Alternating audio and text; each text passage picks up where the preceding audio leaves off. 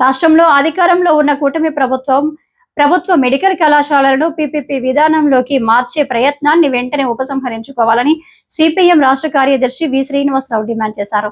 ప్రైవేటీకరణ కంటే పీపీపీ ప్రమాదకరమని వ్యాఖ్యానించారు. ది రాజమండ్రి ప్రెస్ క్లబ్లో సోమవారం జరిగిన మీడియా సమావేశంలో ఆయన మాట్లాడుతూ ప్రభుత్వం వైద్యాన్ని ప్రైవేటీకరణ చేసే ప్రయత్నాలను ఆయన తీవ్రంగా తప్పుపట్టారు. 2021 జూలైలో మెడికల్ కుంభకోణంపై సిబిఐ విచారణ జరిగిందని, దాని నివేదికను ప్రభుత్వం ఇప్పటికైనా బయటపెట్టాలని డిమాండ్ చేశారు. రాష్ట్రంలోని కొన్ని మెడికల్ కళాశాలల్లో కూడా అవకతవకలు జరిగినట్లు ఆ నివేదికలో స్పష్టమైందన్నారు. ప్రభుత్వం పెట్టుబడి పెడితే ప్రైవేటు సంస్థలు పెత్తనం చెలాయించటమే పీపీపీ విధానమని విమర్శించారు.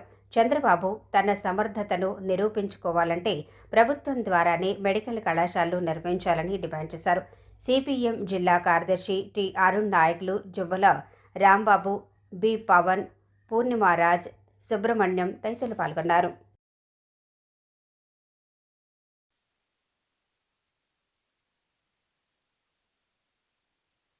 గత ప్రభుత్వం హయాంలో బిల్డింగ్లు కట్టారు.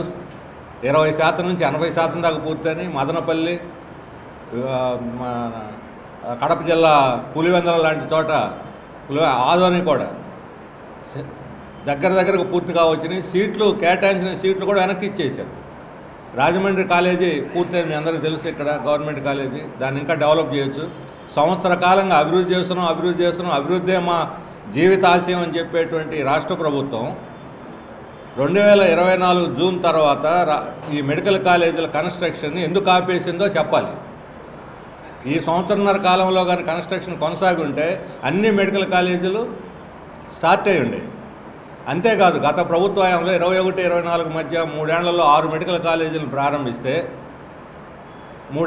రాబోయే 3 ఏళ్లలో మీరు మరొక 6 కాలేజీలు ప్రారంభించలేరని మేము అడుగుతున్నాం. పైగా గత ప్రభుత్వం సన్నాసి ప్రభుత్వం, మేము చాలా సమర్థవంతమైన ప్రభుత్వం అని చెప్పుకుంటున్నారు. మీరు సమర్థవంతులా కాదా అని చర్చలో మేము పోదలుచుకోలేదు. చంద్రబాబు నాయుడు గారి సమర్థతను మేము ప్రశ్నించదలుచుకోలేదు. కానీ మీ సమర్థత నిరూపించుకోవాలనుకుంటే వాళ్ళు 6 కాలేజీలు పూర్తి చేస్తే, మీరు 12 కాలేజీలు పూర్తి చేస్తే అది సమర్థత. అంతేగాని చేతులు దులిపేసుకొని ప్రైవేట్ వాళ్ళకి ఇచ్చేస్తే ఎలా సమర్థవంతమైంది అవుద్ది? పైగా ప్రైవేట్ వాళ్ళు ఏ పెట్టుబడి పెట్టరు, గవర్నమెంటే ఇప్పటికే మొత్తం పెట్టుబడి అంతా పెట్టింది. ఇప్పుడు వీళ్ళు మెయింటెనెన్స్ చేస్తారట. అంటే పెత్తనం ప్రైవేట్ వాళ్ళది, సంపదేమో ప్రజలది. ఇదే పీపీపీ అనేది. ప్రైవేటీకరణ కన్నా ప్రమాదకరమైంది. చంద్రబాబు నాయుడు గారు చెబుతున్నారు ప్రైవేటీకరణ కాదని. మేము కూడా అంగీకరిస్తున్నాం. ఇది ప్రైవేటీకరణ కాదు, ప్రైవేటీకరణ కన్నా ప్రమాదకరమైనటువంటి పరిణామం ఇది.